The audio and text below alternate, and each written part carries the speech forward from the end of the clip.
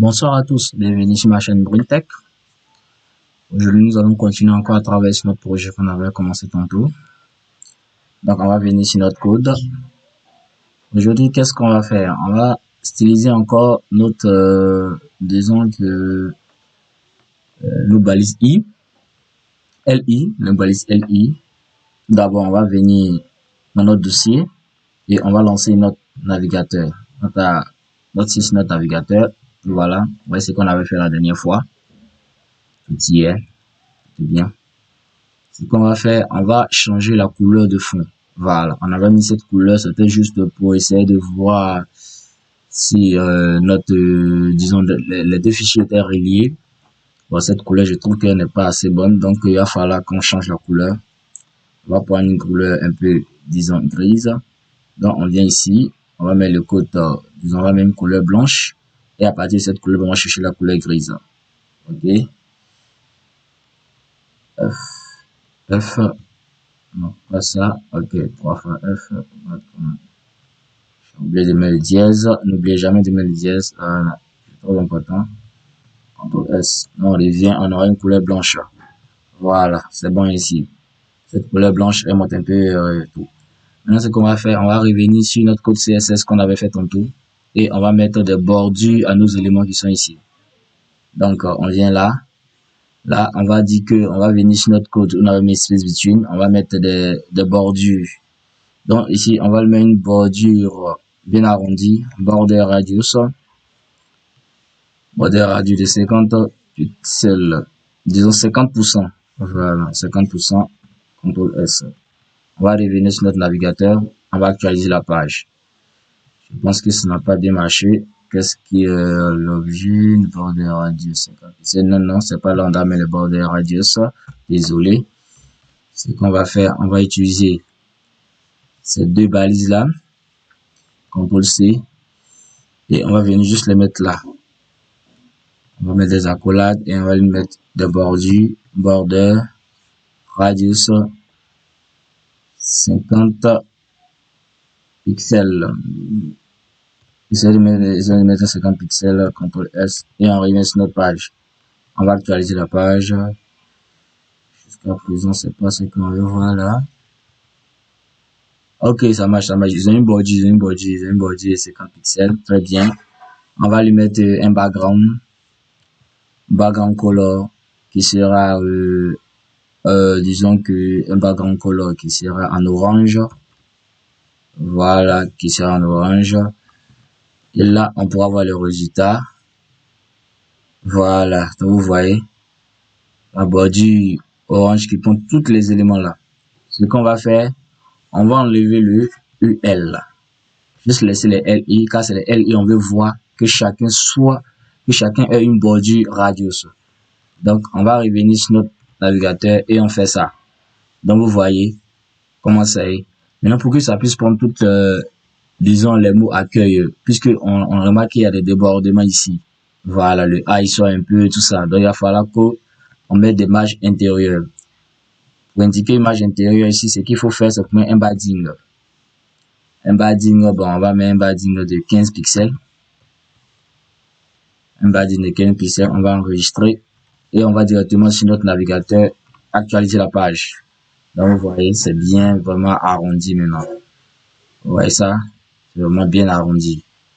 Ce qu'on va faire, on va essayer de diminuer un peu. Je trouve que c'est vraiment assez gros. On va mettre un padding, disons, de 5 pixels pour voir ce que ça donne. Ne tardez pas, essayez de jouer avec ces éléments comme ça. Jouez avec ça au fur et à mesure. 8 pixels. Et on voit le résultat. Là, c'est parfait. C'est parfait. On a un résultat vraiment spectaculaire. Donc, tout est bien. Ce qu'on va faire maintenant, ici, on va essayer de mettre tout ça dans la barre de navigation. Vous voyez, on va essayer dans la barre de navigation. Donc, ce qu'on va faire, on va venir juste, disons que on va choisir le navbar. On va cibler juste le navbar. On va faire navbar. Ici, on va lui mettre un background color. Le background color sera ici en bleu. Voilà, un background color en bleu. On va dire, on va enregistrer. On va sur notre navigateur et vous voyez, il est vraiment bien sorti là. Là, vraiment, on voit un peu la différence entre ces éléments. Voilà. Et là, dans ce navbar, on va prendre un width, une largeur de 100%. Width. Et puis, on mettra 100%. Une largeur de 100%. Et on va enregistrer. CTRL R. Voilà. Là, ça prend automatiquement toute la page. On peut bien voir les éléments qui sont les unes à la suite des autres. Ce qu'on va faire, on va créer une section. Vous voyez, on va créer une section.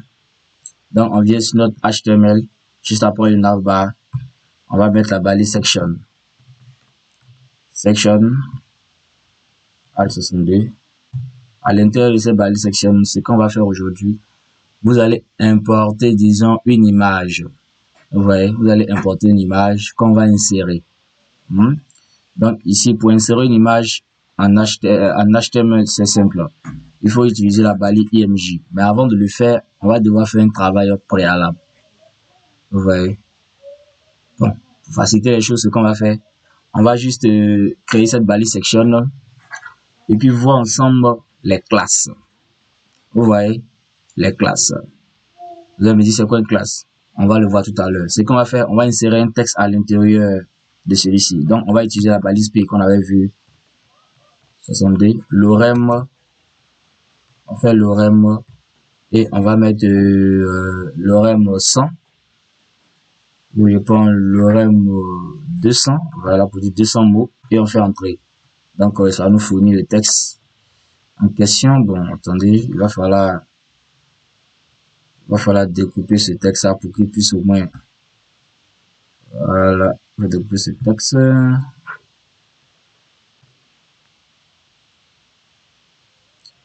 On va découper ce texte pour qu'il soit bien lisible sur notre code. Pour qu'on soit, notre utilité nous permet de bien le lire. Donc, on va faciliter. Ouais, c'est un long texte en fait. Voilà, donc lorsque on va essayer de faire un peu comme ça, on pourra vraiment le voir en entièreté sur notre éditeur de code. Ça, c'est un texte qui est intégré dans Visual Studio Code. Voilà, c'est un texte qui est intégré, c'est un texte pour vraiment te faciliter lorsque tu veux travailler avec du texte. Voilà, c'est déjà intégré dans Visual Studio Code. Tu mets l'orem, le nombre de mots que tu veux. Tu mets le nombre de mots juste en face, comme je l'ai fait. Et puis bon, le travail est déjà fait. Maintenant ici, ce qu'on va faire sur cette balise P, on va ajouter une classe. Les classes. C'est quoi une classe? La classe, c'est le nom qu'on va indiquer à un fichier HTML pour pouvoir mieux le cibler en CSS. Vous voyez. Donc dans cette classe, on va mettre juste texte. Texte, vous allez comprendre de suite. On va enregistrer. Donc, on va aller maintenant sur le style, venir cibler. Lorsqu'on cible des balises, c'est simple. Pour cibler une balise, il suffit d'écrire le nom de la balise, tu mets les accolades et puis tout le tour est joué. Maintenant, les classes, elles sont encore plus, elles sont supérieures à tout. C'est-à-dire, même s'il y a les balises, les classes, elles sont encore plus importantes, ils prennent encore plus d'espace. Donc, pour cibler une classe, on écrit d'abord un point et on donne le nom qu'on a mis sur cette classe. J'espère que c'est ce qu'on avait écrit. On avait écrit texte. Bon, il n'y avait pas de E à la fin. Donc, on va enlever le E. Voilà. Maintenant, on va écrire avec les accolades. Ce qu'on va faire, on va lui mettre une background. Vous voyez, pour montrer les différentes parties de la section. Donc, on va faire background color. Background color. Background color, ce qu'on va faire, on va lui mettre une couleur assez bien. Couleur bien. On va utiliser quelle couleur là? On va coller cette couleur chocolatée qui est là. Je suis pas trop bon en couleur, mais j'espère que ça peut juste vous expliquer pour qu'on puisse comprendre.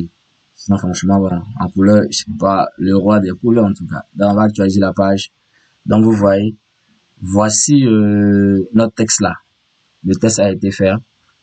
C'est une façon de styliser. Donc, on a ciblé tous les éléments qui ont la classe. C'est-à-dire que puisqu'il est dans le nom classe dessus, il a mis le nom classe texte. Donc, ça fait que tout ce qui est à l'intérieur du texte va prendre des couleurs de fond orange. Ce qu'on va faire, on va changer la couleur du texte. Donc, on va venir sur le code. On va venir sur le code. On va mettre color. Color. On fait entrer. on met ici la première couleur qui est juste là, F, c'est la couleur blanche, ou non, vous pouvez écrire white. Donc, on va enregistrer, on va aller, automatiquement, le test va se mettre en blanc. Donc, vous voyez, c'est vraiment fantastique et c'est vraiment génial. Lorsqu'on voit comment les éléments sont, ça montre un peu là où est placée chaque partie de notre ce qu'on va faire dans l'impression qu'il y a un espace qui est entre la barre de navigation et le texte. On va essayer d'enlever cet espace-là. Donc, ce qu'on va faire pour enlever cet espace, on vient tout juste notre balise. On va faire quel code on va mettre comme margin top. Margin top. On va dire la marge en hauteur, ça fait 0 pixel. Margin top 0 pixel, on va enregistrer et on va sur notre code. Automatiquement, il va venir se coller là. Voilà. Parce que nous, on ne veut pas avoir d'espace entre les deux. Vous voyez. Donc, c'est un peu ça, quelques propriétés que je voulais qu'on voit aujourd'hui ensemble. La prochaine fois, on va continuer à avoir d'autres propriétés. Parce que je voulais faire une vidéo un peu longue. Mais lorsque la vidéo est longue, j'ai remarqué que les gens n'ont pas tendance à suivre. Voilà. Donc, n'hésitez pas à me poser des questions dans les commentaires. Et aussi de vous abonner et d'activer la cloche de notification. Merci et à la prochaine.